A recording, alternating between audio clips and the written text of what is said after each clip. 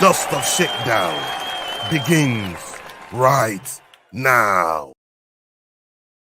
What's happening, Fight Week Show fans, Fight Week Show people, them salute to all of you, big up yourself, and we're back with another episode of Dust Up Shakedown here. We got some topics to get through, and we got a great panel, great set of people to help me navigate these topics tonight, because we've got some touchy topics, man, but we also got a special guest in the house. And before the special guest pull up, my brother, every week, every Dust Up Shakedown is always here. Mac Dane, how you doing, my bro?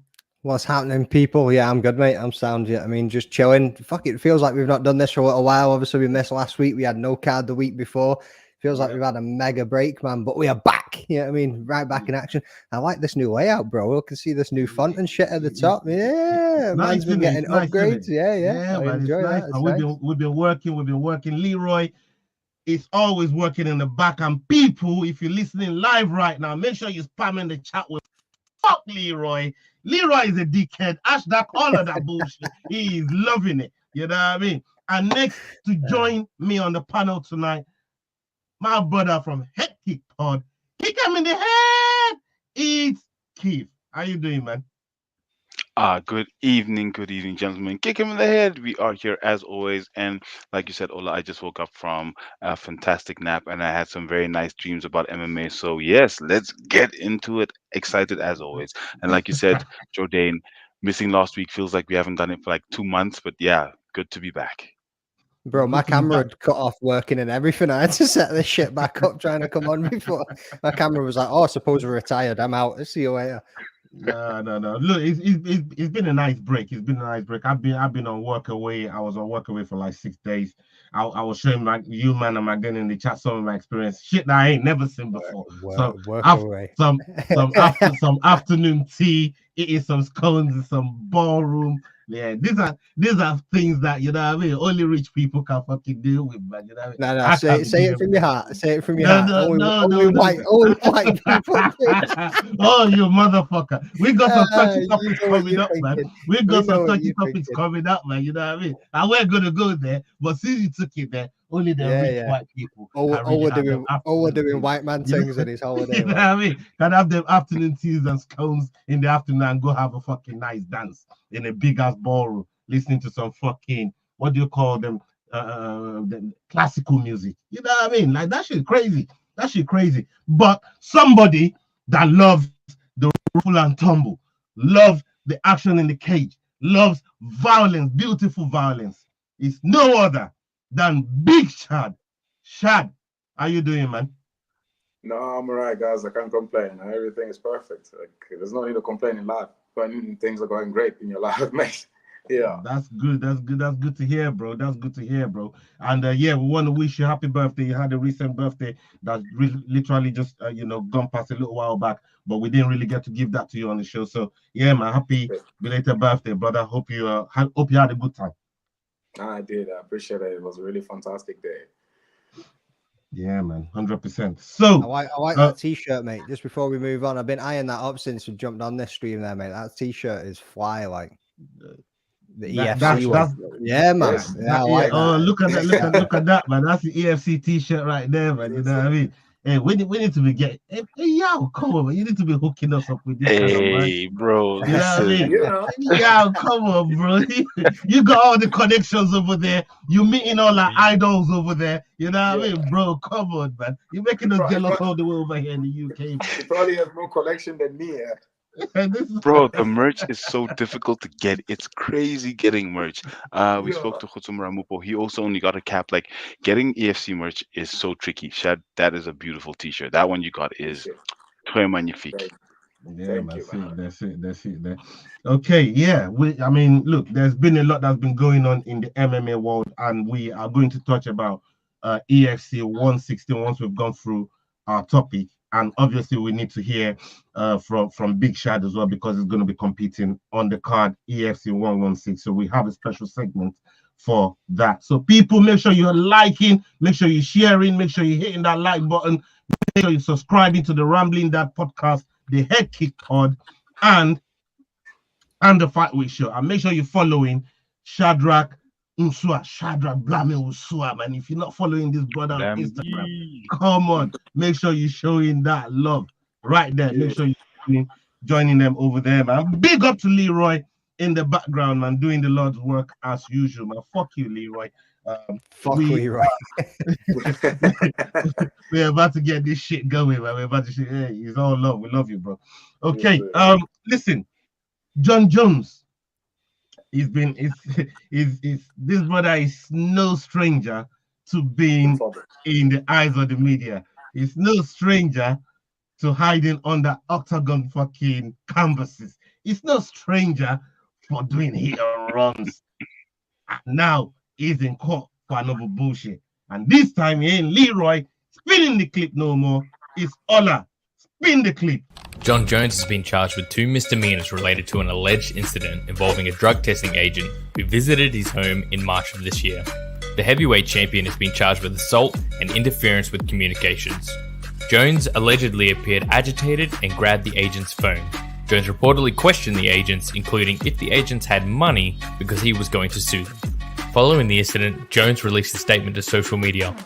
I was recently visited by testers while I was celebrating a birthday and taking a nap. Upon waking up, I was caught off guard by the unprofessionalism and protocol by one of the testers, which caused frustration, leading to me use some profanity I regret.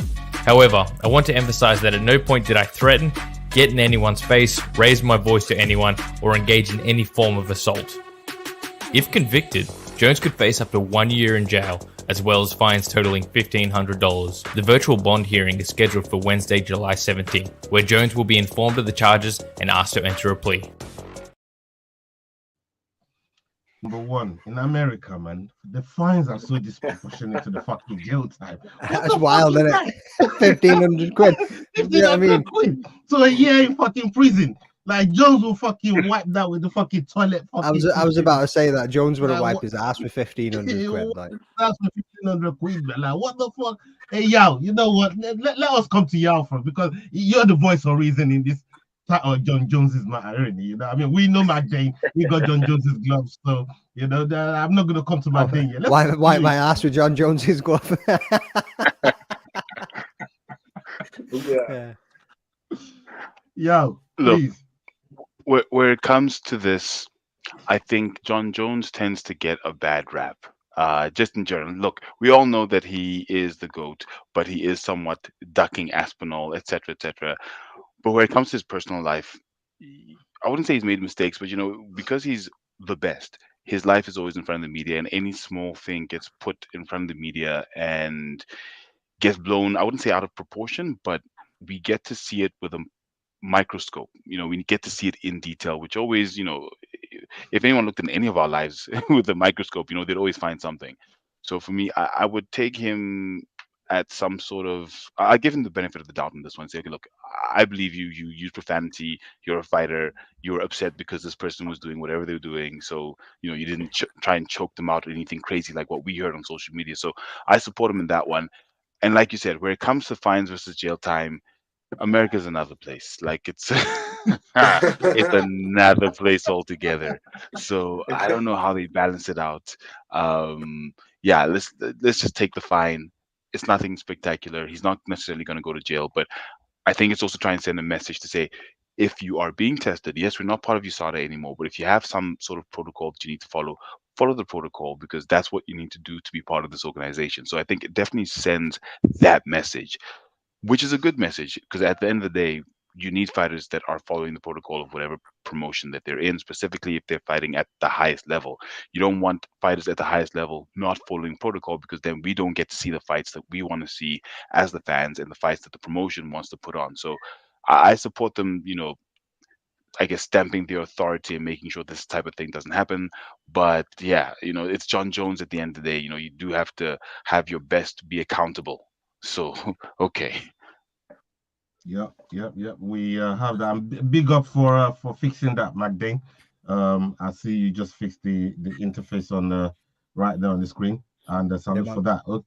Okay. I mean, I'm gonna get Blamey's opinion on this, because we just seen in the chat just now, and Badman Math, big up yourself. He says I think it's not going to go to jail, but I think he should be stripped for refusing the test. Now, you somebody that that compete professionally, what the rules and regulations are once you sign a bar agreement. Once you sign a professional contract, really, you know what it entails to be in an organization like a EFC, like a UFC, like a Bellator, Yeah. PFL, all the other organizations across the world. What Jones is doing here, do you think it should be stripped? Do you think is something that needs to be looked at least by the UFC? Because it's one thing the commission punishing Jones, but it's one thing for the promotion also stripping Jones and punishing Jones in that way for not going through with the test. Maybe even some are saying it's taking too long. In terms of competing and maybe facing Tom Aspinall. What's your take on that? For me, I go back to when he was young. First of all, like as a young kid, you make mistakes, you fuck up, and that's what makes you a better man in the end of the day because you've learned from it. And you get people that don't learn from their mistake. But John Jones is an exceptional person for me because John Jones was a lot wilder in his young age, and we know this man in the octagon. After octagon, there was always drama around it. Wherever he was, wherever he went, even early this year, there was drama around it. So we all know, like we can say it for the fact that not for a fact, but he's the biggest athlete in the UFC. He's like the biggest name in the UFC, the GOAT, and they wanna make sure that everything they want to make sure everything is done properly. They want to make sure that everything. I mean, the fact that he was injured. For me, I kind of give him the benefit of the doubt as well. Why? Because they need to look at both sides of the story. Because at the moment, they kind of senses as a fighter, senses an athlete, the person that he is. They practically just accepting the fact that whatever the agent said, and they're kind of going with it. I'm like, yeah, but you gotta you kind of have to do the investigation, understand, okay, what he said, what was the altercation, like what type of verbal thing they said it to each other. Was it like a lot threatening? Was it just out of the emotions? Because as fighters, we're human. We've got emotions. Like he said, the man said he was sleeping, and then you just wake him up, and then the way you would wake him up, the way they would do things, the way they want to kind of approach and talk to him, there should be procedures, precautions, how to do it. And for me, I know Jones has had his moments off the cameras where he was wild and stuff, but for this one, for this one, for me, I'm like, I give him the benefit of the doubt because he's a grown man now. He understands in what position that he stands, and he understands the role that he's playing into the sport and in outside the sport as well, because obviously he's a big image into the world, not just to himself but to everybody else that he needs to people that look up to him. So I love the way he handled it, and I've never seen John Jones go on social media and kind of give his side of the story. There's always that guy who's like, fuck it, yeah, it's done, so what? But the fact that he went on social media and gave his side of the story, that's got to tell you the man, he's got feelings. He feels a bit, I don't want to say betrayed, but he feels a bit disrespected for who he is. You understand? He's like, you can do your job, but there's a certain way to do it instead of you basically making my life a bit difficult. So I do give him a benefit of the doubt, and I feel like the promotion or the law should make sure that they do the investigation properly. And they look at both sides of the stories, if I may say, or they look at both sides of the guys and what's happening on the left side, what's happening on the right side, and put all of them together and figure out a way. The fine, yes, they can fine him. I mean, mine is $1 million, but that money is practically changed to him. So, the fact that he wrote what he wrote on social media, he feels he's right, and he believes that he's right at the decision or the action that he took. And he said it, I did not do anything to harm the man or to put him in a situation where he felt like he was in danger. So I think they need to relook at it or look at it and just make sure that it's done right and give a man a break, man. he's good at what he does. So, and I don't know how many times been tested. We know he in his past life, they've caught him a few times with substance and stuff, but we should understand the fact that he in a position. I mean, the last fight against Cyril again. I mean, how easy he made it look like. I got to tell you the level that he's in and the type of fighter that he's in. So, regarding Espinal, for me, I'm like, I really want that fight to happen, but like there's a lot of things that happens behind closed door that obviously Dana White and the rest of the team will not bring out there for us to see. For me, that's a really good fight to look at because like both of them, they've got exceptional skills. And as much as I would like to say Espinal can take it, but I'm like, still John Jones is a god for me. And you got to look at it in this way as well. What fight is going to sell at the moment? Because I'm sure Dana White is looking at the fact that, hey, if I can put Espinal and John Jones and put Alex Pereira and John Jones, you will buy a ticket to go watch Alex Pereira and John Jones. Take my money. Take my money. Yeah, take my money, bro. That's I'm sure that's what Dana White is also thinking at the moment. But Espinal is right to want a title fight, and yeah, it's a very tricky situation that he is in at the moment regarding the fact that he's a champion. There's an interim champion, and then there's Alex Pereira that want to fight him, and then he's kind of going through this situation as well. So it's a kind of tricky one that he's going to. I don't think that Dana will strip this man off his title because yeah, he's the biggest name in the business outside Conor McGregor. So they want to make sure they look after him as much as they can. So for me, I feel like I do give him benefit of a doubt, and yeah, they need to look at both sides of the story and see how they can handle it professionally. Yes, John Jones, if you're watching and you need a lawyer, you got a very good one here in Big Shot. He made a very good case for you, brother. You know what I mean? So Jones, if you're watching and you need a lawyer, Big Shot is here, right here for you, man. You know what I mean? He'll defend you to the high heavens. But one man that I know would not hold and not mince his words is McDane over here. Hey, McDane, Jones has got this pattern. He's got a rap shit, bro. As long as my fucking arm. Yeah, the rap shit just, you know what I mean? Man said he made mistake. All right. But the rap shit in the court of law, where he's about to go and face a year in jail, they look at rap shits, they look at patterns, they look at what you've done before, they look at your fuck ups and how regularly you do those fuck ups. McDane, please give us your take on this clip that we just seen. Send this man to jail. No, I'm joking.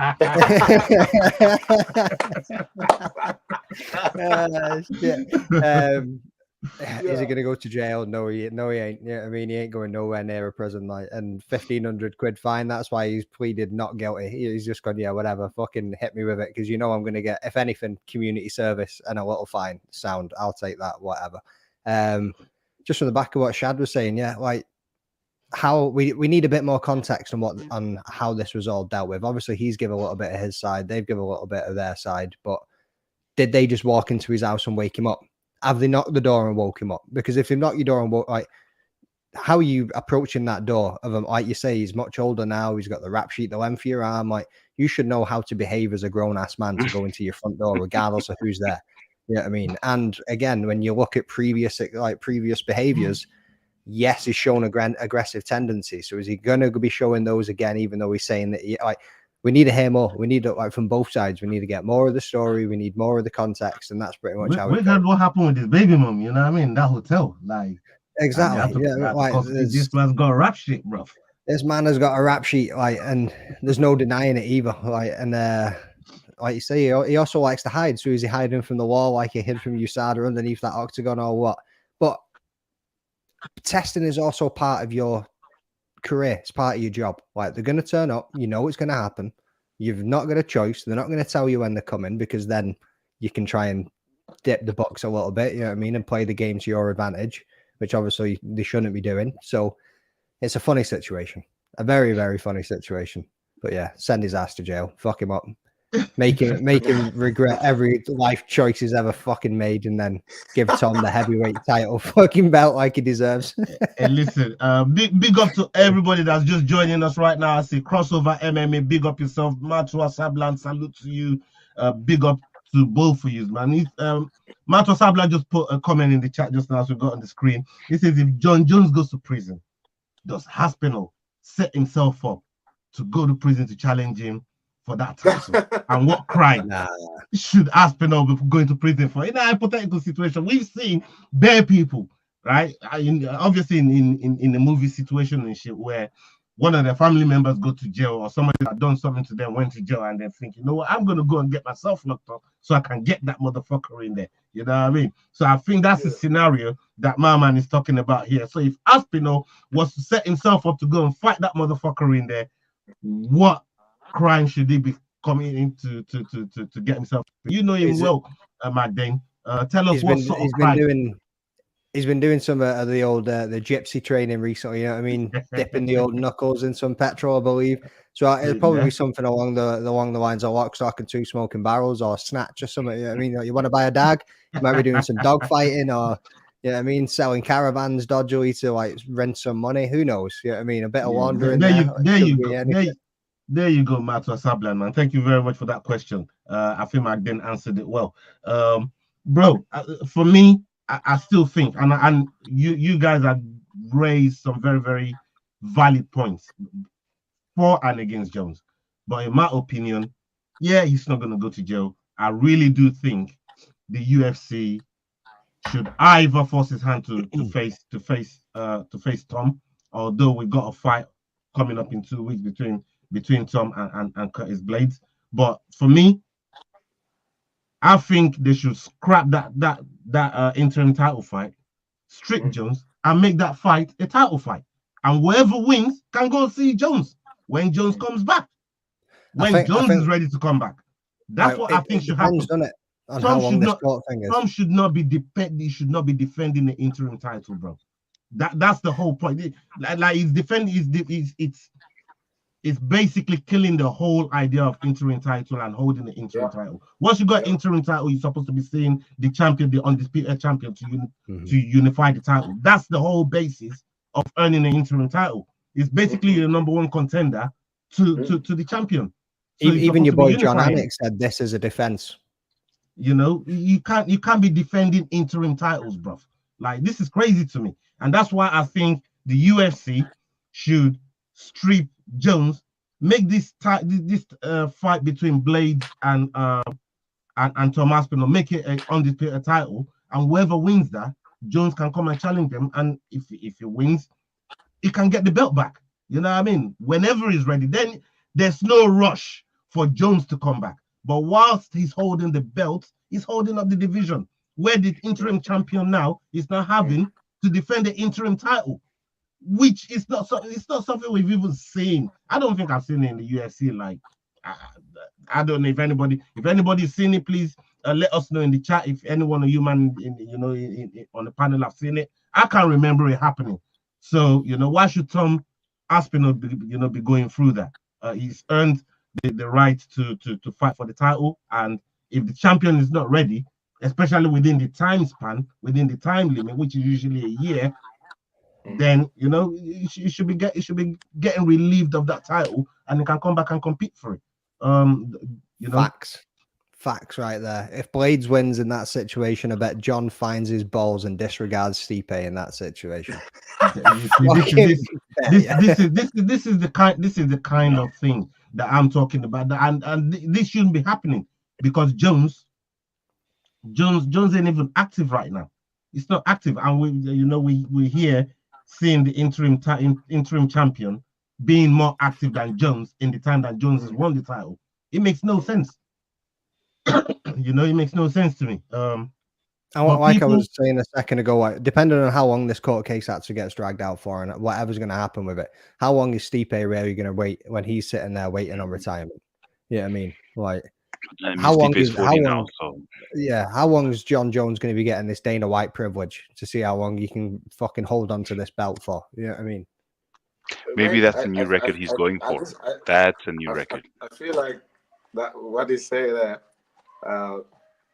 John Jones has always been getting a privilege. Why? Because I mean, as a prolific man that he is in a cage, if you can ask Dana White, there's two people that I've always felt that Dana White will give the biggest privilege in the UFC. It's between, actually I'll say three, because it's gonna have to be between Conor McGregor, John Jones, and Khabib.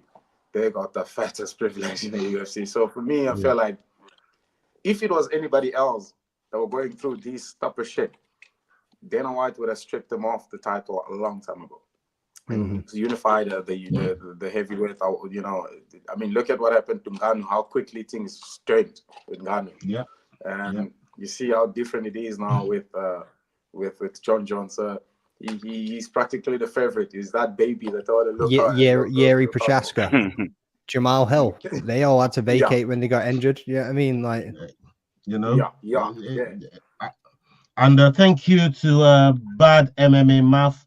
He says Arlovsky did the same when Frank Mir had a motorbike accident.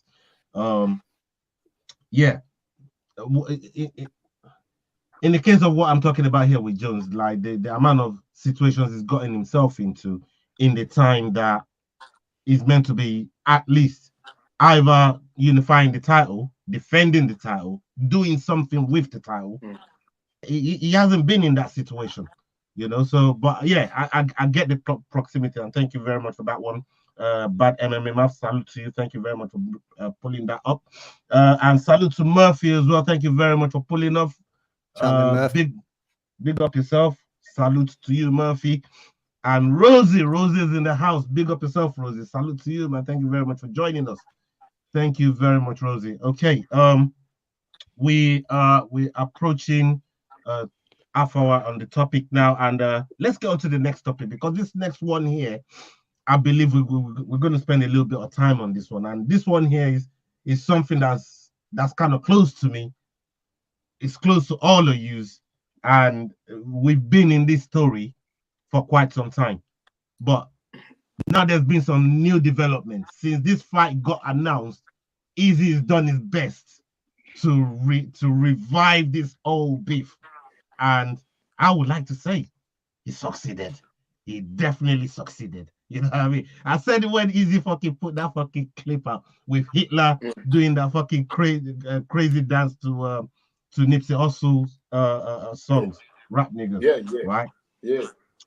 But the way that this whole thing is gone now, so close to the fight, a lot of people are cussing. They're spitting out their opinion. Angela Hill has spoken out. Sadiq Yusuf has spoken out. We've had Temba Gorimbo. Shout out to Temba Gorimbo as well. He's spoken out. You know, a lot of people have spoken out. But let us spin the clip and see what really transpired. Ola, spin the clip. Let's go. As you guys already know, Dricus du Plessis will defend his middleweight title against Israel Adesanya on August 17th at UFC 305. Tensions have been rising already. Abdul Razak Al Hassan had some words for the champion during a fighter meeting prior to his UFC Denver fight. I respect this, the part of, say, he representing Africa, right? I respect the things he's done in MMA. But he's a fucking bitch. He's a fucking asshole for that word that he used, right? If he is a fucking real African and he lived in Africa, he would have never used that fucking word. He's a fucking bitch ass to use that word. Because an African, right? If he raised the poor people in Africa, the way I was raised, the way I grew up, with how I go days without food. I have to see my friends eating, and I'll be like, hey bro, can you give me 1 teaspoon of your food so I can put in my mouth? That's how I'll survive for a few days until I can get money. So if we get the opportunity to leave that shithole, of course, I'm sorry, I'm not trying to call my country a shithole, but I'm poor. If I can go to America, right, or I can go to a different country to make a better life for myself, I'll fucking cut out of my leg to fucking go, right? If he's a true African, right, he would have understood that. That means he's living the comfortable life. His family had the money to feed him every day, so he didn't have to worry about leaving to go and make it. So for him to say he's a true African champion that lived there and he made it, he's a fucking bitch for saying that. I respect what he's done, but he's a bitch for that. Speaking to SB Nation, Themba Gorimbo also had some words for Dricus. I saw that interview, like when he said that he's a real African who breathes himself. He said people are trying to redo this thing, like we all have to come out and say something like we have to what Dricus said was wrong, right? Firstly, he was not at that time and point when that interview was done, him and Cameron were not the only African fighters who breathe and smells African air, wake up in an African sun with the African address. I was in Africa too, and we trained 30 minutes away from each other. He knew about me. He talked to me a week before when I lost my fight. He talked to me, and I'm like, okay, bro, thank you so much. He's like, sorry about yours, whatever. But at that point in time, he was wrong. And obviously, I didn't have a foot to stand on because I was coming off a loss. You can't come off a loss and come and claim him like, hey, what about me too, bro? People will be like, hey, bro, no way you're standing. We're just coming off a loss. Get out of here, So I kind of took a back step on that, but it ate me too. To be honest, it ate me, it ate me that the guy is saying myself and Cameron are the only African fighters who lives and breathes the African air, who wake up in Africa. And everybody can try to say whatever they say. Go and listen to that interview. That's exactly what he said. Myself and Cameron are the only African fighters who lives and breathes the African air, who wakes up in Africa. That was not cool. And then with the story with Easy and Kamaru Usman and the other guys, he was right. But he was also not right because the belts have gone to Africa. Ngannou took his belt to Cameroon. Adesanya went to Nigeria. Kamaru went to Nigeria. But do they live and train in Africa? No. As reported by the African Fighters on Instagram, Dricus acknowledged Garimbo along with a message. Yes, I did. Longest I've ever been out of Africa has been 6 weeks, you idiot. I told you I'll knock you out or make you tap again if you ever try to shake my hand again, you snake.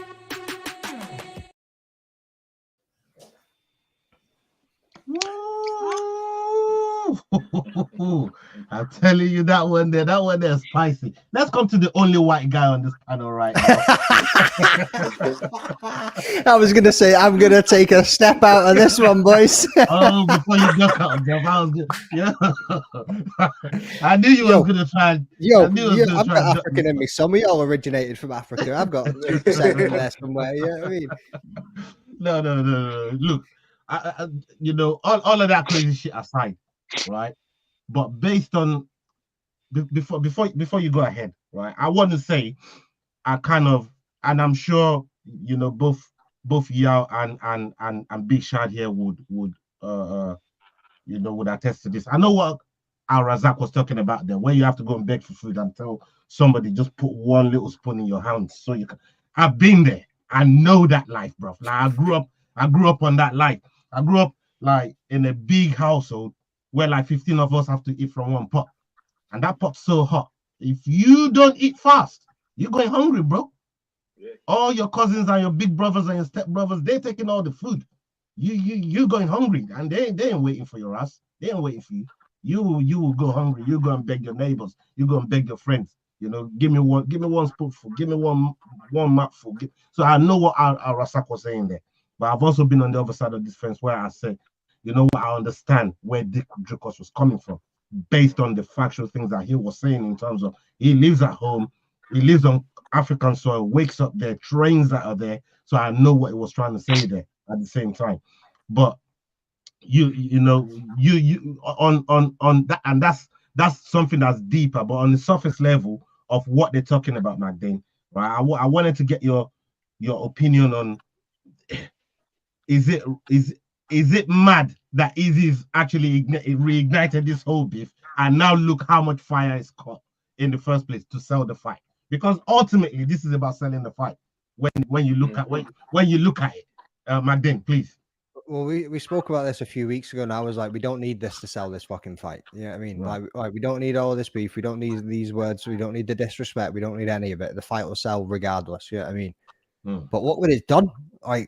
You've got people coming out on fucking left wing, bro, and firing shots at everybody and each other. You know what I mean? It's causing more division than it's causing anything else. And it's is not what Africa, South Africa, or anything need from a white man's outside perspective. Just knowing a little bit about the history of it all. Yeah, I mean, there's been plenty of segregation and division throughout the countries, like throughout history.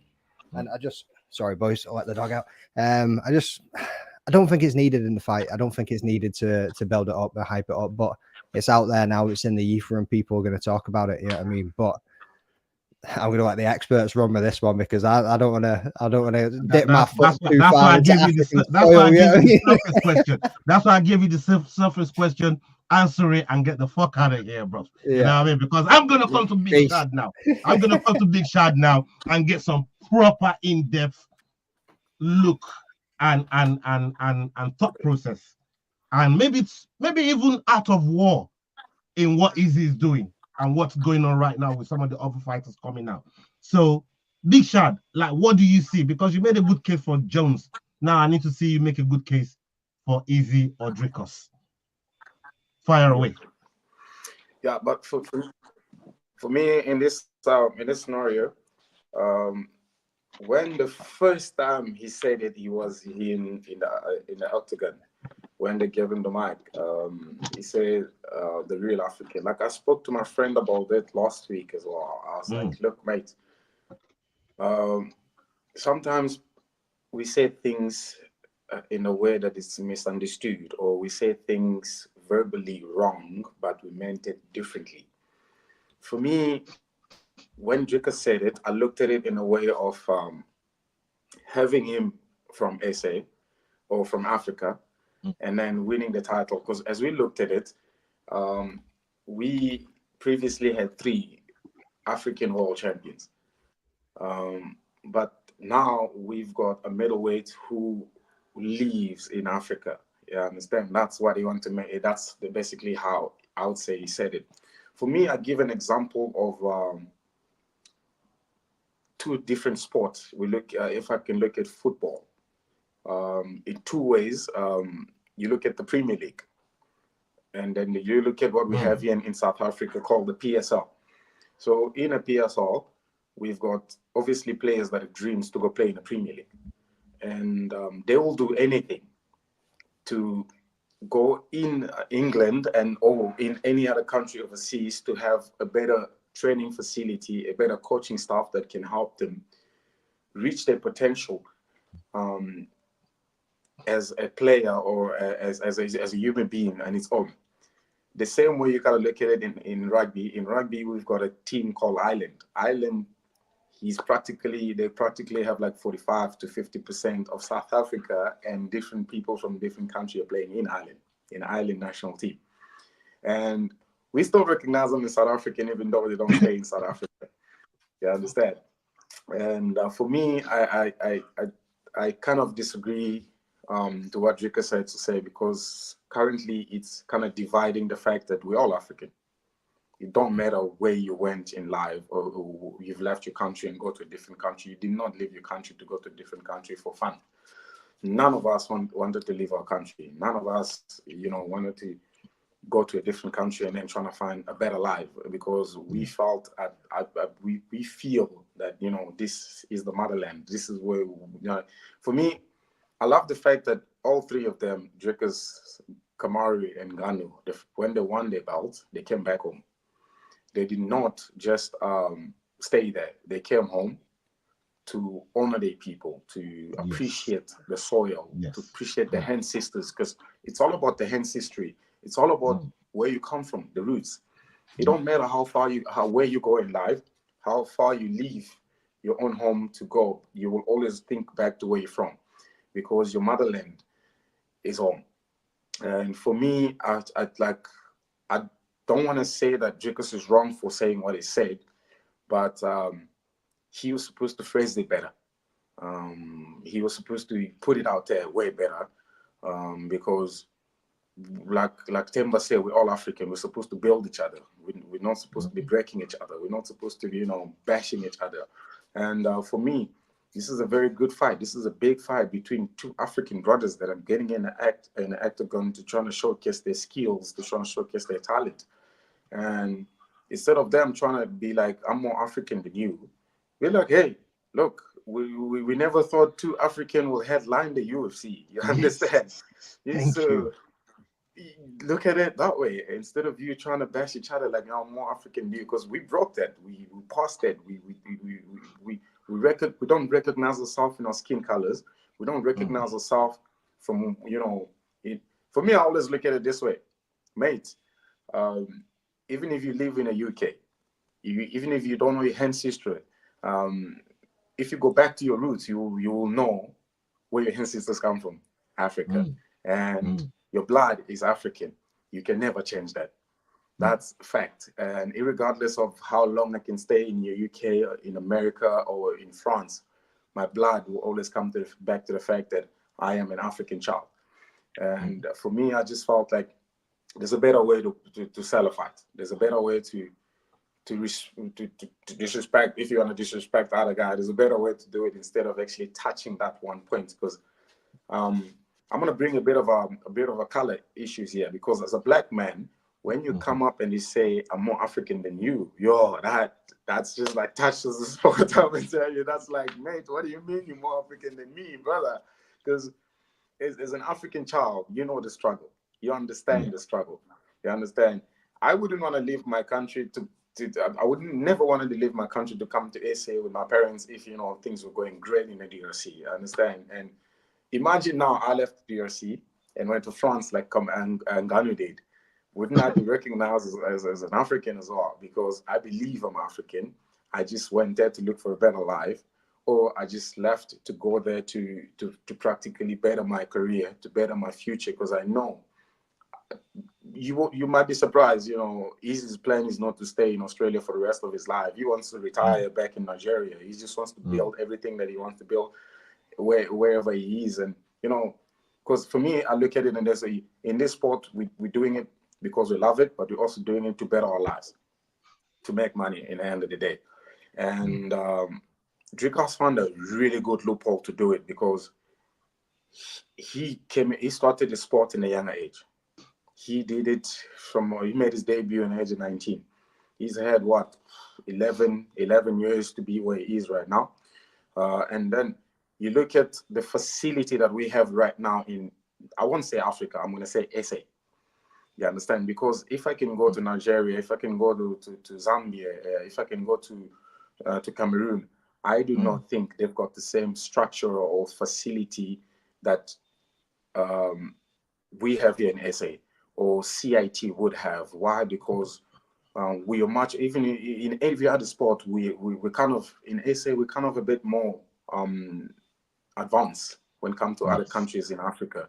So I feel like what Adesanya is doing out there, it's also reflecting back in Nigeria, because he won't just want to do good for himself. He wants to come back in Nigeria and build as much as he can and help the people in Nigeria to be in the level that he is in.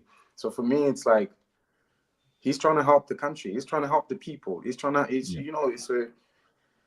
I don't want to blame, I don't want to be like Dricus was wrong, because I understand what he was saying. Yep. I know how he was phrasing it. And he could have put it better and made easy understand, like, oh, mate, look, what I'm trying to say is we're both African. We're both real African. But I think in the perspective of being the realist African, I'm much more real in you at the moment, because I'm staying here with my belt. You understand? It's not like you're not African, because Africa is as much as he's African enough as much as Dricus he is African. But both, for me, in my eyes, I look at them both the same. I don't dispute now. This one is African. This one is not. Why? Because they both come from here. They were both born here, and one of them just decided to go look for a better life in a better way. And it's not like he made that decision himself. It's his parents that made that decision for him. And for him to be in a level that he is, he gives credit to his parents who are African. You understand? He doesn't give credits to Australia or New Zealand. He gives credits to his parents who are African. So that got to tell you. And if you look at Izzy, he embraces the culture. He speaks in a language. You look at Ngannou, he comes back home because he knows, look, the fact that I see Ngannou posting, sitting next to his mother, eating out of, the wooden fire, that tells you a lot about the human being itself. Because if they thought well of themselves, they wouldn't want to come back home and do what they're doing, helping the people here back home, and sitting basically next to a wooden fire. Look at the world champion himself sitting on a wooden fire, having meal next to the mother, shoveling up sand, trying to build things in your home country just to help your people, because that's the facility they don't have. That's the thing. So they're going out to get as much knowledge as they can. And I'm pretty sure when they retire, they're going to bring it back to Cameroon. They're going to bring it back to Nigeria. And that's going to help a lot. I mean, look what Kamara did. The promotion he started in Nigeria. You can't tell me he's not African. He would have started it in America. But look what he did. He went to Nigeria to do it in Nigeria. So you can see what these guys are doing. They're trying to build back here. They're trying to give back to the soil. So for me, no disrespect to them. I feel like there's a better way to solve this thing, and there's a better way to actually have a conversation about between Dricus and Easy, because I'm sure after the fight they're gonna have a talk about it and put it behind them, because this is not the way, and there's a better way to handle it, because the dispute of who's African enough shouldn't be amongst the African on their own. It should be, mate, let's lift each other's. We should have like 3-4 guys headlining in the UFC from the core main event down up until the whole main card. That's what we want. You understand? It's not that we want to have one African shining there and then have 17 Americans, the champions. We don't want that. We want Dana White to start coming down to Africa as well. You understand? Because that's now you'd be like, oh wait, there's talent in Africa. Because the fact that they had Usman, Kamara, they had Kamara, they had Ngannou, they had Adesanya. Now they've got Dricus. Now you look at Dana White, he's talking a lot about Africa. Why? Because he looks at the 4 Africans that were reigning, and then the one who's reigning currently right now. The development, the things that they've done in the promotion, it's magnificent. So for me, I don't blame Temba for saying what he said, because he did not disrespect anyone. He just stated fact, like, look, that's not the way it should be done. And he also mentioned something in the tech, in his wording, saying the fact that Dricus went overseas to train. Why? Because he needed, he needed to add on his arsenal a certain skill. That's why he's like, I'm gonna go to Tiger Muay Thai. I'm gonna go overseas to train, to get ready for the fight overseas. So it's not like you abandoning your country. You're not. It's just that you want to look for a better way to better your career, a better loophole to go through to accomplish your dream. For me, that's how I kind of look at it as well. Yeah, man. You spoke very well, as always, Big Shad. Thanks, brother. Again, you basically balanced both sides very, very well. But I want to come to Yao on this topic, because a lot's happened since we last spoke about this. Yao, you want to get something off? So I don't want to disrespect his career, but he's a bitch. He's a fucking bitch. Shout out to Abdul Razak Al Hassan for that switch up.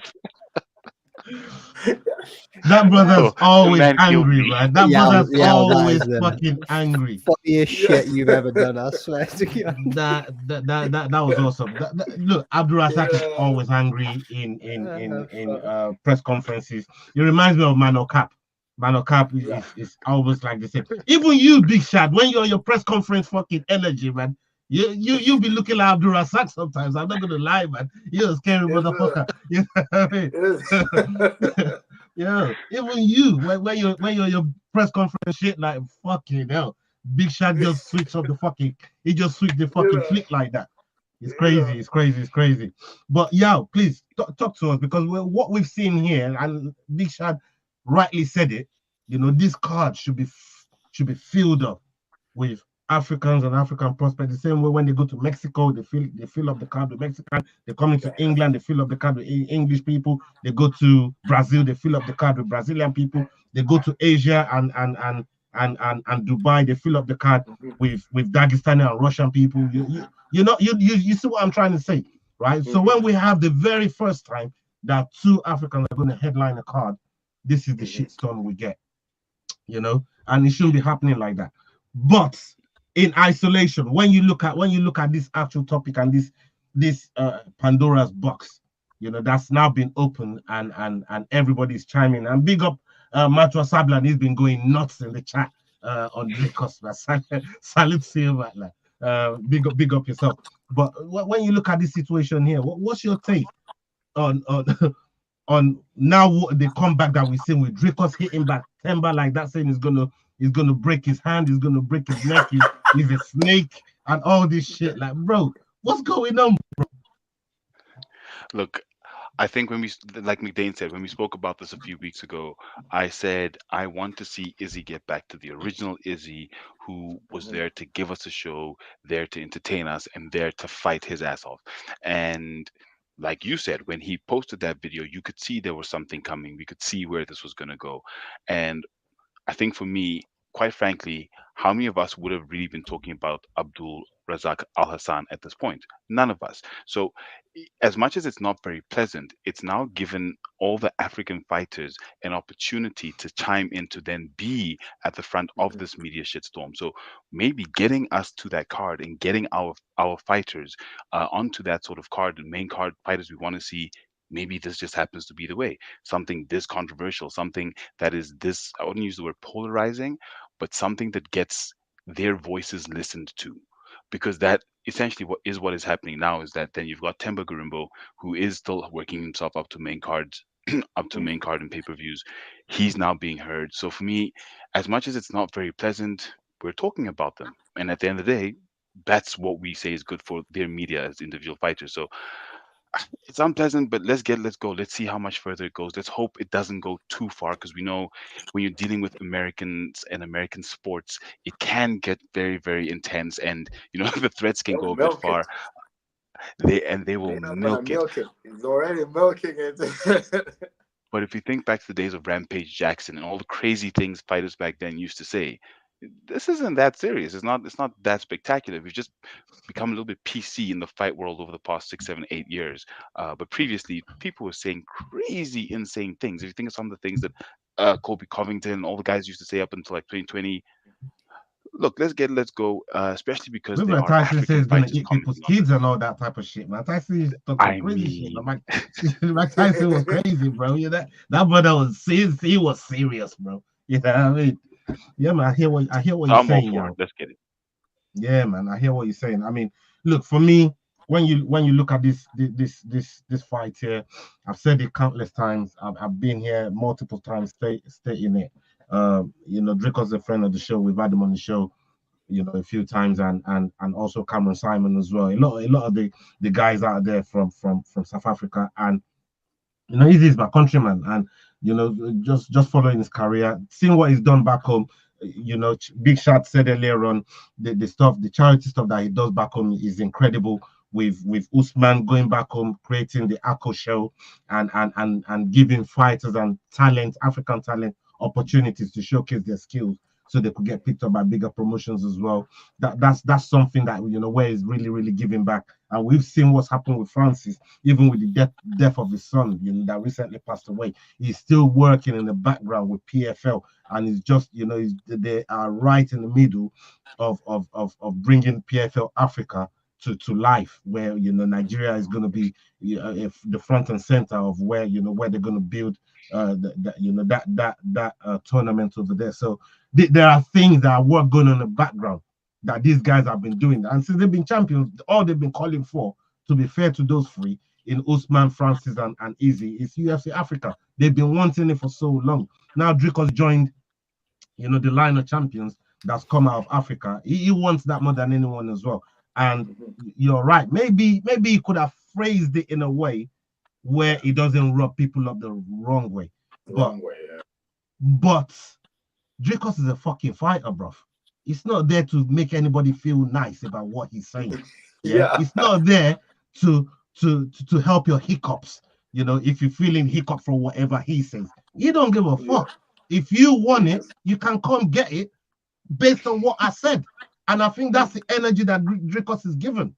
You know, that's Do you that's know what energy. I think's the funniest about all of this is it was Izzy that fucking started it by getting in the octagon and dropping bombs on him. Yeah, I mean, like, and then No, Dricus is getting all the Izzy didn't start it. Izzy's reacting to what rubbed him the wrong way that Dricus said, in terms of saying he's going to be the first real African champion to bring the belt back home and all this He other did say stuff. that first. So actually, Easy, that's just Easy reacting to what Dricus has said.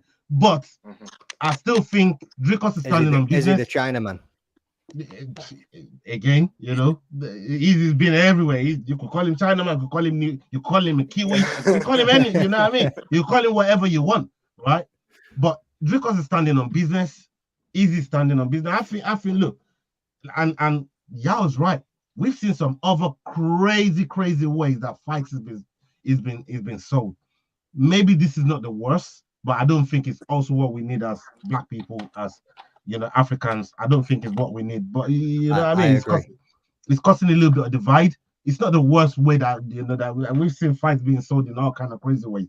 But this one here, I just don't think we really need it. But look, everybody's standing 10 toes down. They're gonna duke it out in the cage.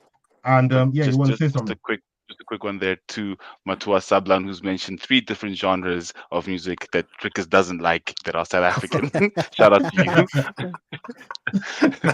I've seen you just smiling away there every time you read one of his comments. Look, if you don't like Miriam Makeba, I don't know what's wrong with her. I love that woman. That woman there is like Aretha Franklin to me.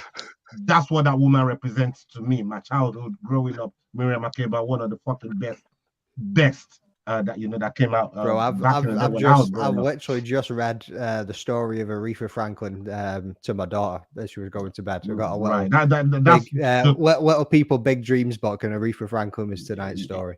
Incredible, man, incredible. I mean, you know that's just one of those things. But look, we look at this fight here, and I've not really got like official prediction from you two, but I think I can get at a later date.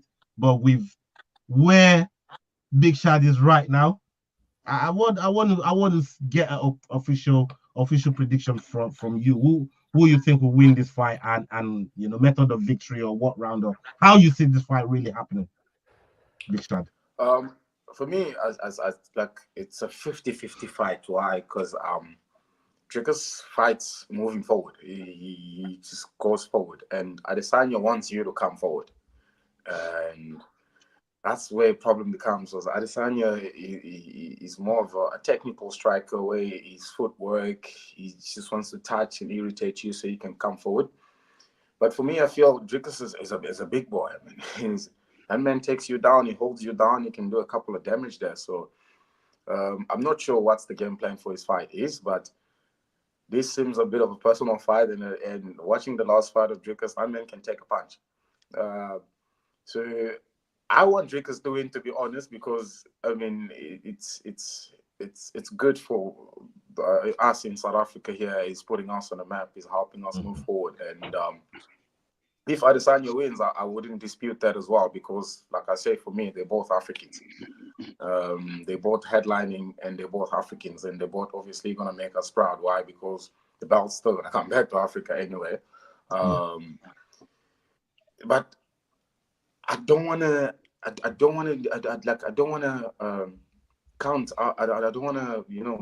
overlook at what Dricus has done in the UFC. He's undefeated at the moment in the UFC, and he's finished, I think, only one fight he went to a decision, which was Sean Strickland, if I'm not wrong. And that's a very high level of finishes if you can look at it.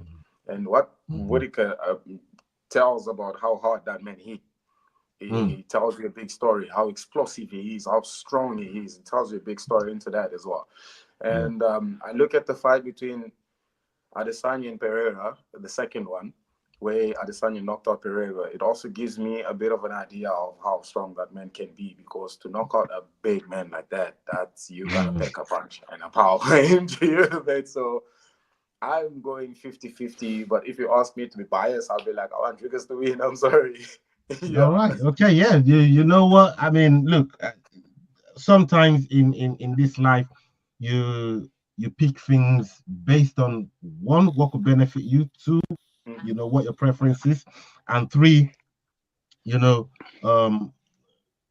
it's something that really benefits South African fighters as well, and people that fight in South Africa. Because I know you're not South African. I know you're from the DRC, but you do live in South Africa, and you move as so. So I definitely get your point on that. Okay.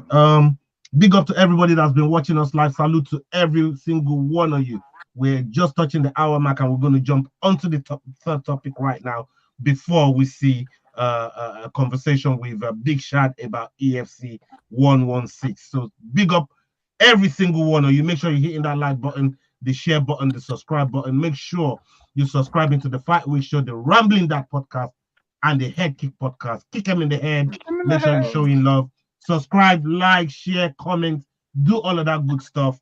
Dust Up Shakedown is live right now. Big up to every single one of you. Okay, let's get on to this next topic here. This one here is not as crazy. Very quickly, I'm sorry. I just there's one more thing on the Adesanya DDP. I know we've gone a long time. Please. I was there when DDP landed from Toronto after defeating Sean Strickland, and that's one of the things that a homegrown champ is that they come back to the country. So as soon as they land, you as their people are there to welcome them back. So I hear all of that, but there are certain things that a home champion, not even African, it's called a home champion, brings with them. I can drive down the road right now to CIT and say, guys, it's Thursday, it's your media day, I'm here to see the title. I can do that. Whereas if you are elsewhere, you cannot do that. And that is what a home champion is. So that's what Dricus was talking about. If you want to see the belt, come to South Africa. It's that simple. Not that you must go to Miami if you want to see the belt if someone else is holding it. So with all of these discussions, that's really what he was saying. But yeah, we can get on to the next one. Thank you. Yeah, no problem at all. We have this fight that's happening late hours of Saturday night. Jake Paul versus Mike Perry. It was supposed to be Mike Tyson, but I'm happy we've got another Mike, a younger Mike, a Mike that ain't gonna die also in the fucking ring. I don't know why any commission would have fucking sanctioned that fight. I'm glad it's not fucking happening. Like you have no idea how glad I am, because all I keep thinking in my head is, what if Jake Paul sparks out the fucking scariest box I have ever that I grew up watching? You know, this is my era. Like, what is possible that Jake Paul could do this to him? I don't want to see that. But Mike Perry, I can live with it. You know what I mean? But before we get onto that, let's hit the clip. Big up, people. Jake Paul versus Mike Perry goes down this Saturday in Tampa, Florida. The bout will consist of 8 rounds at the cruiserweight limit. Leading up to this contest, Jake Paul and Mike Perry met up for a face-to-face interview, with both fighters exchanging in taunts and verbal scrummages. I think the shoes are fake, though. Yeah, why not, man? They only made 2 pairs. They say they're $500K. I don't know. What else are you lying about? That's fine, bro. I'm from the hood, bro. At least these bitches look from good. Private They match my fit. You went to private school. I'm gonna beat you. This is a chance for me. That's what every MMA fighter has said. This is what they sell. Every MMA fighter has said. This is what they said. But these MMA fighters ain't been doing what I've been doing. Anderson Silva, Tyron Woodley was an actual champion. You were not an actual champion. Prime. They were older. I'm just now reaching prime. I'm just now getting to where I've been doing my best. I learned through the UFC, which was a tough place to learn. And since learning, now I'm having this success brawling these people, those tendencies. I'm going to exploit those green tendencies in this fight. And you will break. You look very flubbery. I'm hard as a fucking rock. My shit is fucking shredded. And I was mocking you, bro. You're losing. It's a game. Your hair is moving. It's moving away from your head. Hey, bro. I'm going to Turkey soon, okay? And this is a Mike appetizer. So yes, the Mike Tyson fight is happening November 15th, but I need to stay active and take out Mini Mike right here. This is a different sport. This is a different ball game. And the fact that he has his chin in the air and his defense sucks, he's going to get exposed in less than 6 minutes. That's all it's going to take. Jake, cool. I'm happy for you and all that, or sorry for your loss. I wasn't really listening to what you said there. Come square between the eyes and he's going to go like this. I got hit. Mike Perry's hitting me. Oh, help. I'm going to try to knock out some of them teams. They're already kind of falling out a little bit. This one's fucked up. You could maybe straighten my nose. Thank you. They finally bro. gonna see me. I know. You can thank me. Oh, brother, let me tell you what they're gonna see.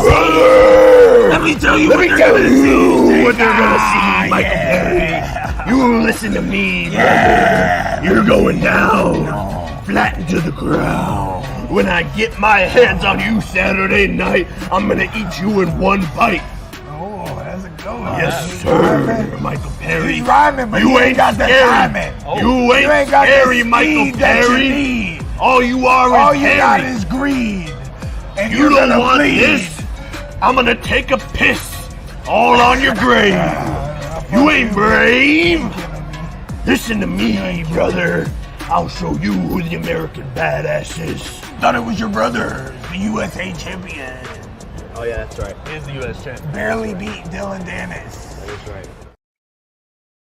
Fucking Bro, that was crazy bonkers with those two.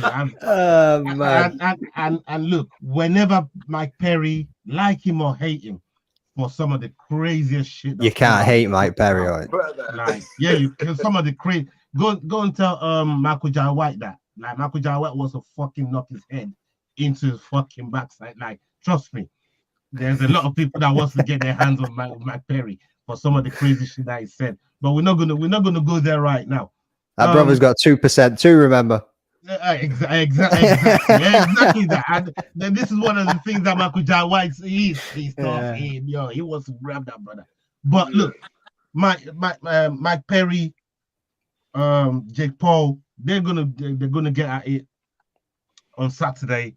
It's still kind of alluded to the fact that the Mike Tyson fight is still kind of alive or something. I don't think nobody gonna sanction that. I hope they don't sanction it. I hope it never happens. But this Mike Perry fight, I'm very, very excited about. And this Saturday night, I'm going to be doing a watch along for that fight. So make sure you come and join us. 2 a.m. onwards, we're going to be doing a watch along for that fight, and we're going to see what happens with Perry and Jake Paul. We're going to be reacting to it live as well. So make sure you come and join us on the Fight Week show. Now, I'm going to come to you first. On this fight here, you see what Mike Perry was saying to Jake Paul, that look, I'm not like all these other MMA fighters you fought. You're fighting man that's been over the hill.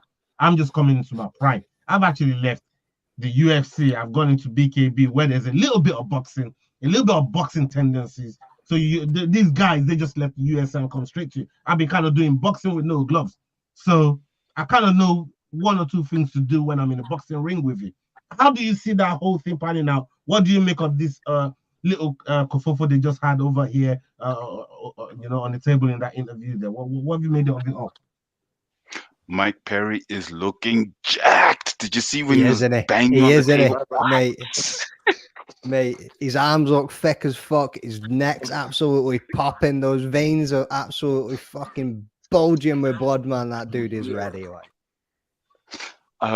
Look, so from that perspective, we know muscle gets tired, and there are gloves on. So yes, you say all of that muscle gets tired. We'll bring it right back. You know what I mean? Like... I learned from Al Hassan, do the one. But it gets tired, and now it's with gloves. Now gloves is different. It might be lighter gloves than normal boxing gloves, but it is different to bare knuckle. I respect the crap out of Mike Perry. I think he is a badass platinum Mike Perry. All the fights he's taken, what he did to Luke Rockhold in bare knuckle. But Jake is right. This is still, now it's gone back to almost pure boxing. And with the gloves, where it comes to scoring points, not necessarily being able to take shots and give shots, Jake has the advantage, very slight advantage in that fight, I would think. But I mean, with as hard as Perry hits and the kind of shots Perry can take, I think I'm going to go Mike Perry by an edge, simply because it's slightly different rules than what he's used to. Jake has been fighting with these rules. He is therefore more proficient at these rules with that weight of gloves. So, he does have the edge, but I think Mike Perry might just get him with a punch that'll, let's say a gut punch, take him down. Perry wins the fight. Let's go. MMA fighters have finally defeated Jake Paul. Did you just say take him down in a boxing fight? Bro. No, I meant like gut punch, like and then gut check. Right, I get what you're saying. I get what you're saying. McDane, let me get your point of view on this one. I mean, this too crazy. It looks to me like Mike Perry's been to see Vito Belfort when he leaned over that table there, bro. Like TRT Perry. yeah. Shit. Yeah. Please continue. Mate, yeah, I mean that whole Hulk Hogan thing was a bit cringe, a little bit. Like, they dragged that on a little bit too long, but you might have the rhyming, but you ain't got the timing. That shit fucking broke me, and then that'll just go down to experience at the end of the day. Like this is Jake's toughest test. Like you can't deny it. Everybody's come up against. Mate, like you could probably even throw Tommy Fury in there just for the technical skills that he would have going into this, and the most experience in the boxing world was probably his toughest test coming up against another boxer, and that's speaking volumes as well. You know what I mean? But I'm backing Perry all the way. Like I want to see him like going. Like I say, he's come up against Luke Rockhold. He's gone in there against some of the fucking baddest men on the planet as well, like Eddie Alvarez and whoever else he's fought against. Who was the guy that he fought? He just done MVP over, bro. And he's a dog, bro. He'll just walk you down and take the shot. And these two men have sparred before. I don't know if you've seen the footage of that as well, where I think he said Jake landed two of the hardest shots that he could land on him whilst they were sparring, and Mike was kind of like, yeah, you got me, but like as if he was playing the game, like, yeah, you got me, bro. Let's set this fight up. You got me. You know what I mean? Like, so I think he knows. I think he knows he can get this done. I agree with what Yao was saying. You know what I mean? Like when you take it down to points and you look at it across 8 rounds, Muscle does get tired, yes. Can he edge it over the 8 rounds and try and play the point game? I think he can, because we've seen Jake Paul get tired too. Even against Diaz, he got tired. You know what I mean? And Mike Perry's going to hit harder than Diaz does. That's for sure.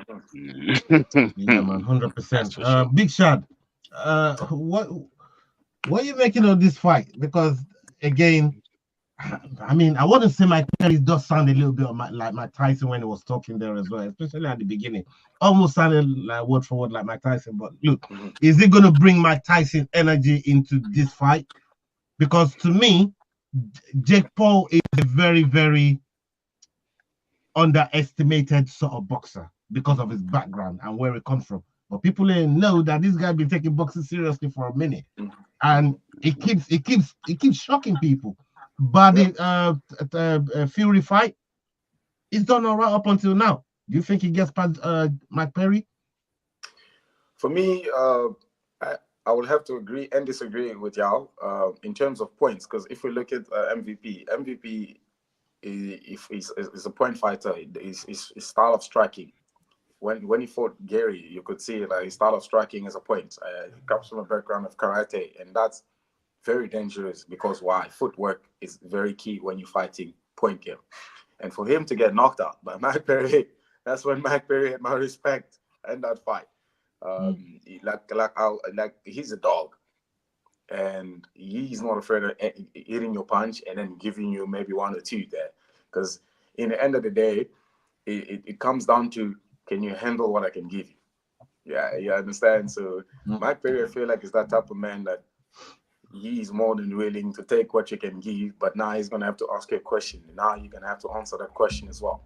So, like Jake Paul, like I agree with you as well. Like Jake Paul, people underestimated him, and they still do underestimate the kid because, I mean, he's a YouTuber, yes, but then he goes into a boxing gym with good boxing coaches that are giving him good fundamental.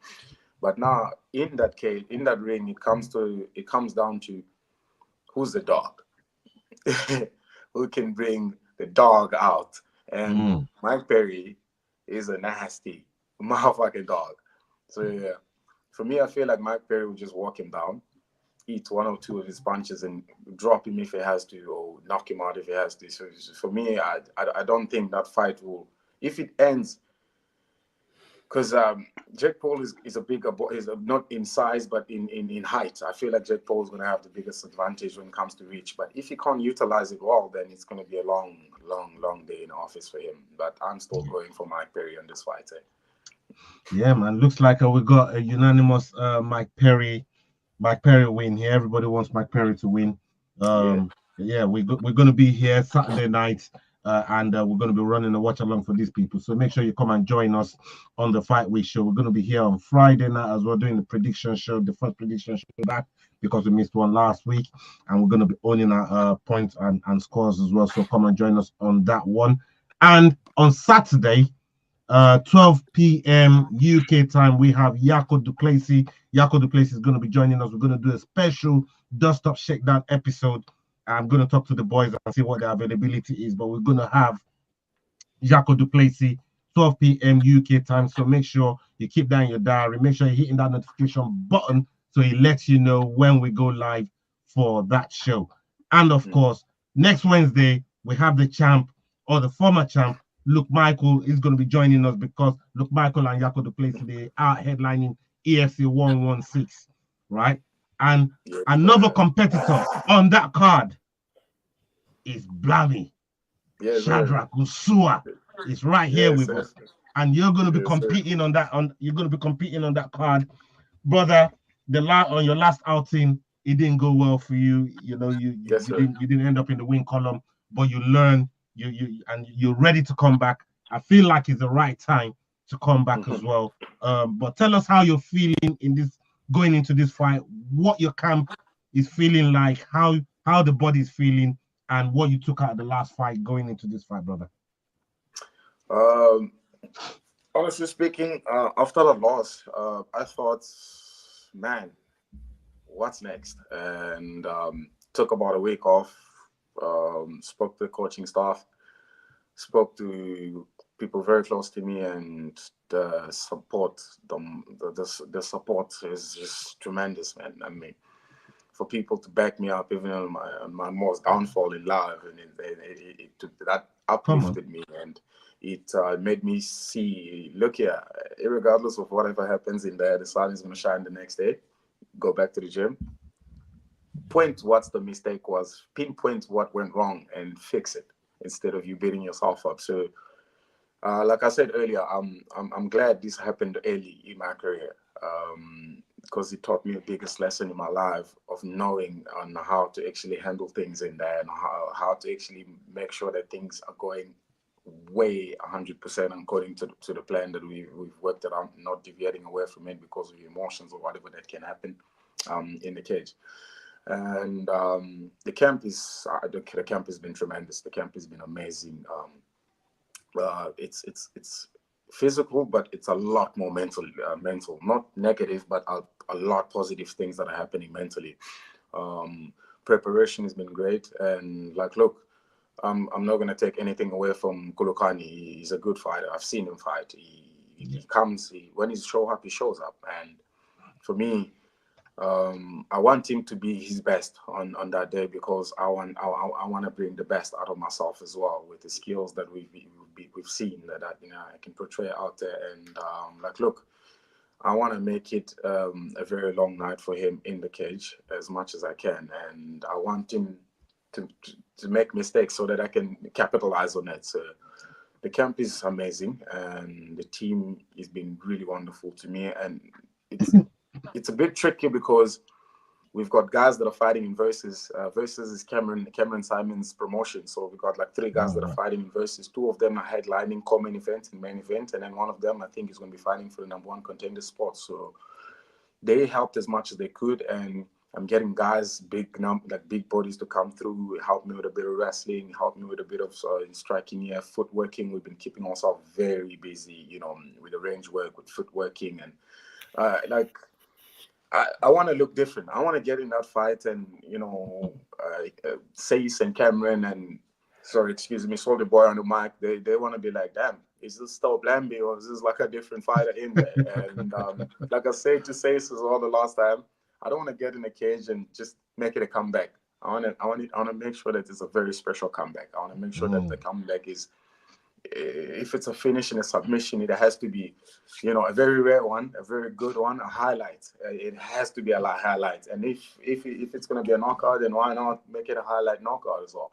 So yeah, I'm very keen for it. And for me, it's a big motivation into this fight, going into this fight. Why? Because I've got 2 guys that are the guys that are headlining.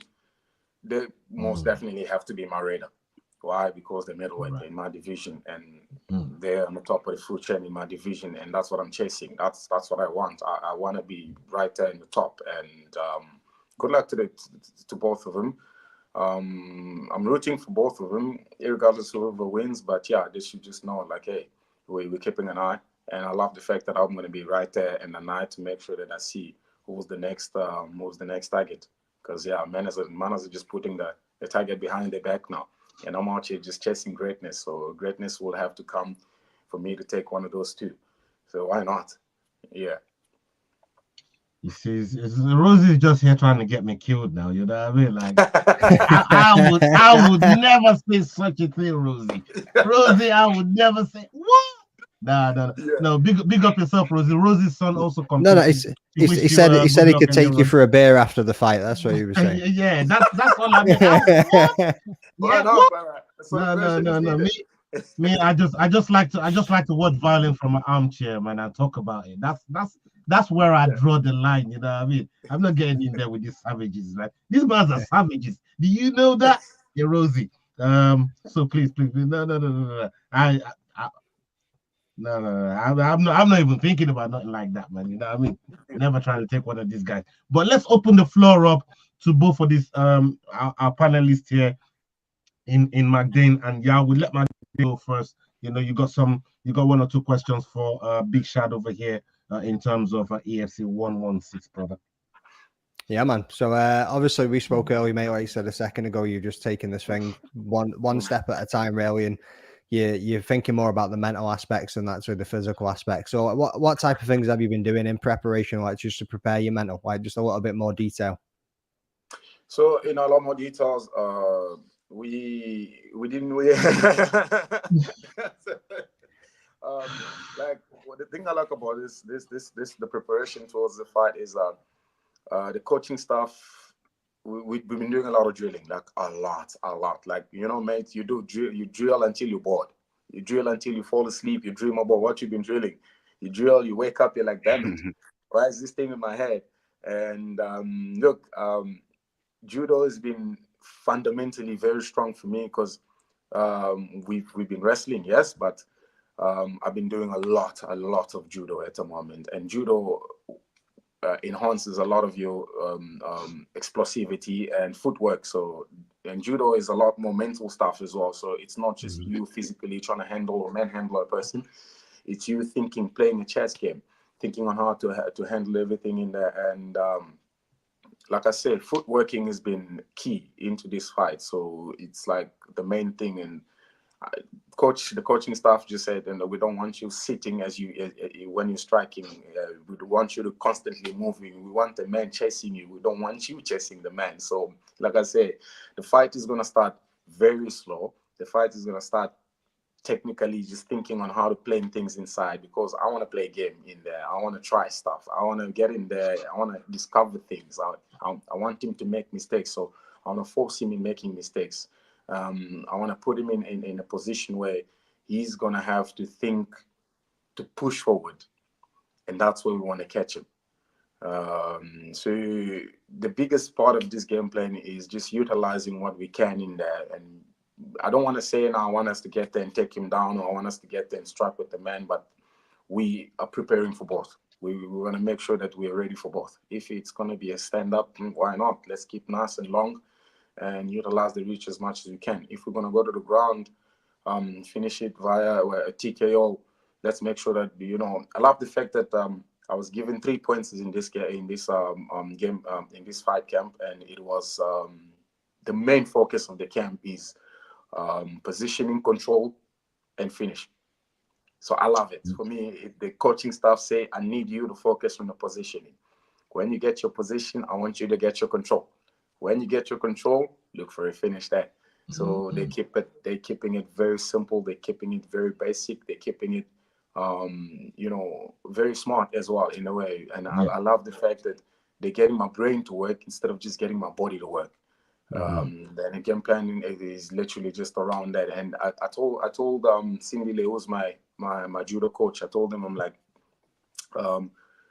fighting is in general, like a fighting sport is physics.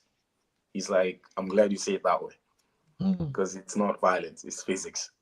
So set up everything, and I love the if I thought that the last camp was good because it was a lot of physical things happening in the last camp, but this time there's a lot more happening mentally, which is like, I look at it, you kind of sit back and really look at everything, you're like, wow, this is how it should be. Why didn't I see it this way earlier? You understand? So the camp has been amazing. The camp is still amazing. Yeah. Love to hear it, mate. And that's why they call it the sweet science, innit? You know what I mean? You're talking about physics there, and like that is the sweet science of it all. Now, mate, all the best for the fight as well, because like couldn't have asked for a better answer there either, mate. That was bang on the money. Appreciate it.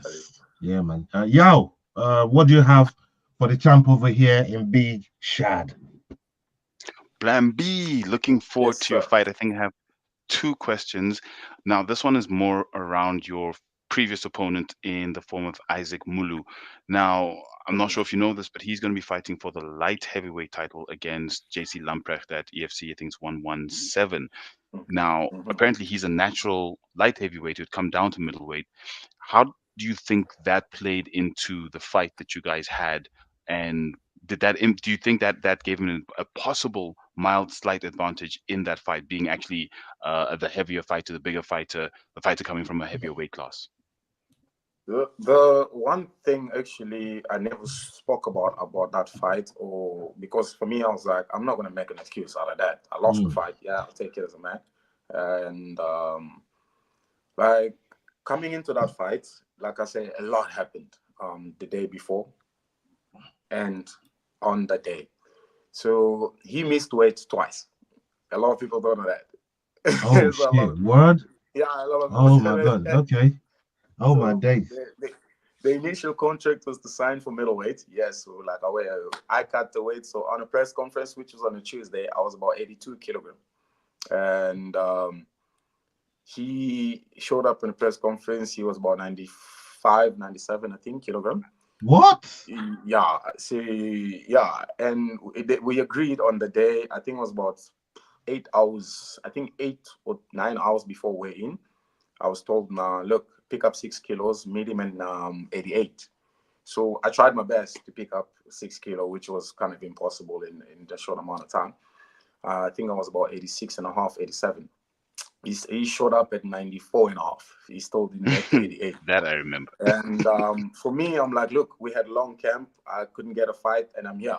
And if we cancel this fight, you know, why did I have a camp? And regardless of the results are gonna come. I knew he's a bigger man, and as a big man, if he touches me, there's a big possibility that he would have put me away. But for me, I'm like, look, I'm a name in my fight. I fight. I want to get in that fight. Weight doesn't mean nothing to me, regardless of you having an advantage of it. It's fine. I'll get in there and fight. So, I guess getting in there, it was more of believing in my skills and believing the fact that, look, I want to fight. I love it. I do it because I love it. And I don't regret the fact that I took that fight, regardless of him being overweight on the night. Because on the night, I think it was about 105, if not 104, something like that. And I was like 92, 93 there. I'm sorry, Big Shot, before you continue. I mean, and I think this is a very, very good question from Machua Sablan. When they told you to go and pick up 6 kilos, after this motherfucker turned up 95, 96 kilos, what was the strategy for picking up 6 kilos, bro, in the time space that you're supposed to pick it up? Like, was there a buffet somewhere? Like, please, what was the strategy? Brother, I'm gonna tell you something. It is not an easy thing to do, because every time, as much as Bambi's outside putting stones in his shoes. The toilet becomes your best friend. I was cupping up as much as I can. I had pastas, pizza. I was cupping. I was trying to, like, I'm like, dude, I'm gonna do it. I drank like I don't know how many liters of water that night. Rehydrate, salt, everything. I was just trying to do as much as I can. Toilet was his best friend, Jesus. Brother, I'm telling you, the toilet was my best friend there. But like I did try my best to pick up 6 kilos, but I initially like I've always been for me, I've always every time I've weighed in the EFC instead of being at 185, I've always been slightly under because that's for me. I'm like, hey, that's how it stands. You gotta be on it or a bit under. You can never be a bit over because there's never been anybody from my gym coming missing weight or slightly struggling to cut weight. So picking up pretty much for me, the amount of time it was given to pick up 6 kilo was just not enough, I would say. But I didn't want to put it in my head, even though it still stayed in my head. I told Cindy that I'm like, look, you handle it. I just want to focus on the fight. You do what you got to do. You know what to do as a coach. You know what to do as a senior. I just need to focus on the fight. So he did he did the best he could to make sure that I made the weight that I should. I'm going to say something to you right now. That fight and the result of that fight, to me, knowing what I know now, because I didn't know that then, that just altered everything in my eyes. Because I had no idea that guy was that much out of the out of the weight, out of the agreed weights and stuff like that. So that's crazy and to you me. could So see it as well on the day. You could see I mean, he was a chunkier fellow. Like, bro, that changes everything. That changes the whole result for me there, man. And big up to you for even accepting the fight in the first place. You should have stuck his middle finger up to him and told him to fuck off. But much respect to you for accepting the fight and getting in there with him. Anyways, Yao, you have a second question here for Big Shadia before we get out of here. yeah, I think he's pretty much answered this question for the most part. But obviously, you're going against Cold Steel Kulikani Hlongwa, who you've both beaten Francois Kundari, but he has lost to someone that you had beat in the form of Stefan Pretorius. So, how do you see this fight finishing? And you did explain earlier, but very specifically, how do you want to finish it? And at this point, to be honest, I'm expecting you to say, kick him in the head! But let's see, how do you want to finish the fight? Hey, like I say, look, we were working a lot, and kicking is like part of it all. I know that man kicked. I know he kicks as well. I know he's got really good kicks, and like I say, if you stand in front of him, he's gonna be a problem. Because I watch his fights. He's basically my best friend now. Because I watched this fight with Roy Lupolo. So I'm just trying to study as much as I can. So I'm trying to implement a bit of kicking in a fight as well. Because why? The kicking will make sure that I keep him in a range that I want him to stay in. So if he pushes in, why not? We take it down as well. Like I say, in this fight, we've prepared to go the distance. We're prepared to stand. We're prepared to also go down to the ground. But I just feel like with the level of skills that we have in grappling, if he allows us to take him to the ground, I want to go to the most comfortable place that I think it's going to be for me, which is his back. And from there, then I can do my work. And and you guys saw with Stefan Pretorius, when I get into the ground, the control becomes a bit more crucial. And the guys who's on the bottom, he's got a lot of work to do. So, like I say, I really hope and pray that he shows up on the day. He's fit because I'm gonna show up, and especially when I get him to the ground, like I say, we're gonna be in a position in the most perfect position. Every time I have him, I'm gonna make sure that I'm in a good position. I'm gonna make sure that I control him, and with that, if he's gonna give me both of those, then the finish will be there. 100%. For the people that don't know, Big Shad, if you want to tell people what time, what day the fight's happening, stuff like that. So everybody that don't know about the fight can tune in. Shout out to everybody that's been watching us live. Big up to all of you. Big love. Please, Shad, tell everyone. Okay, yeah, so the fight will be on a Thursday, 8th of August. I'm opening up the main card, so that's going to be around 7 p.m. Actually, for the first time, I know what time I'm fighting. It's like interesting. So, people always ask me, like, what time are you fighting? I'm like, I'm not sure. So the main card starts at 7 p.m. I'm opening up the headline. I'm opening it up for them, and I'm actually really glad that I'm opening up. Then I get to see and watch the whole card, mate. And I'm like, I'm excited for that. So 8th of August, 7 p.m. Your boy is gonna get in that X and just do what he does best, man. Yeah, man, big shout. First drinks on you, yeah. You better have that sitting there nice and cold, waiting for the man. I'm gonna look for him. I'm gonna come out, I'm like, yo, where my Oh, drink a at? gut check. Oh wait, look. I'm not signing up for another gut check. Not with a middleweight. I'm smarter than that. You a bitch.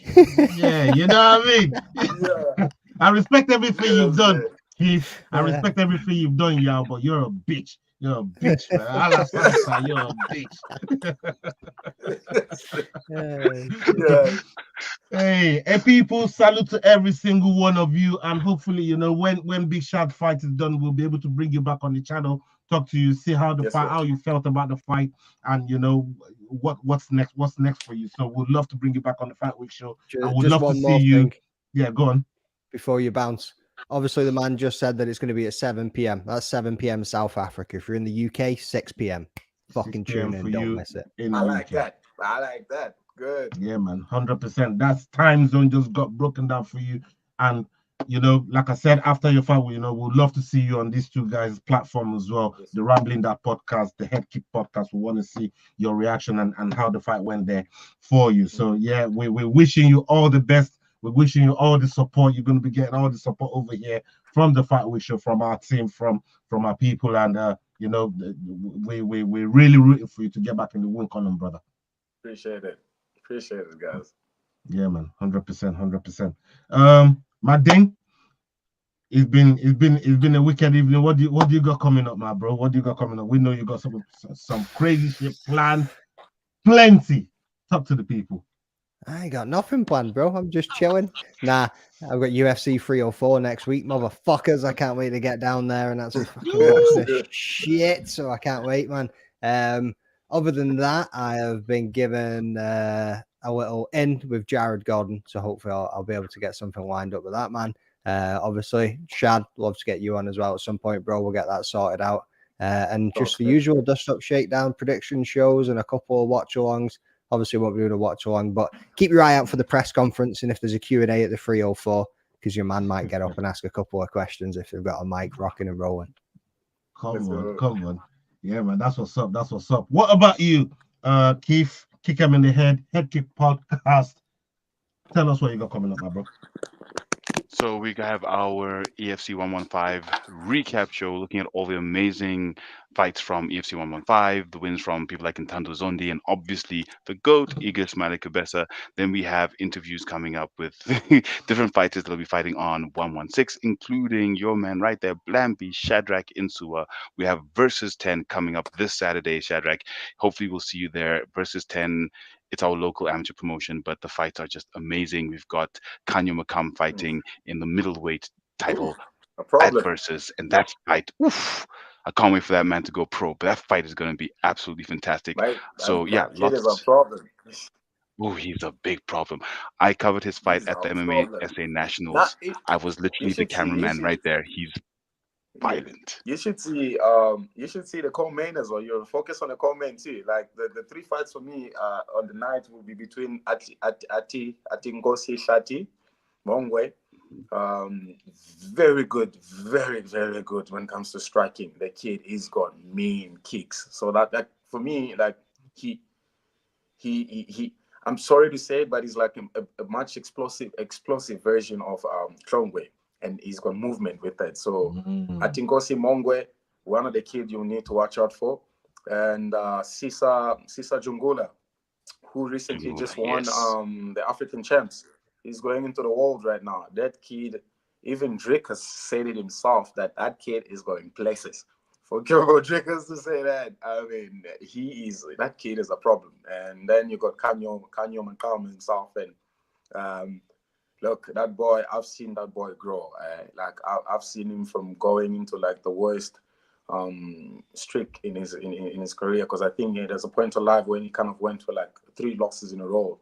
It kind of went in his head, and the one thing I love about that kid, he's not the type of kid to put his head down and just bury his head into the ground. Like, you know, he went back into the gym. He worked as hard as he could, and like if I'm striking with him, I must make sure that I'm sharp because that kid is an issue and he's strong. Yeah. Yeah, man. 100%. So that's what we've got going. Yeah, man. We are going to be keeping an eye on that, people. Make sure everybody you supporting the Kick 'Em in the Head Kick podcast. Make sure you're showing them some love and make sure you're subscribing and you're going to follow Blaming Shadrach Unsua on Instagram. His handle is going to be in the description below, people. Make sure you're showing him some love. And Rosie just said about RoboCop on tonight at 11:30, Blues Brothers. Make sure you go and check him out as well. Salute to my brother RoboCop Wolfie. Is in there. They got some Enzo Fernandez problems going on over there right now, man. You know what I mean? Enzo Fernandez telling all the French people they're from Senegal, they're from Africa, they don't belong playing for France, and all this kind of shit. There's some crazy shit that been going on, man. You know what I mean? So yeah, that's a whole different racist program going on over there in Chelsea Football Club.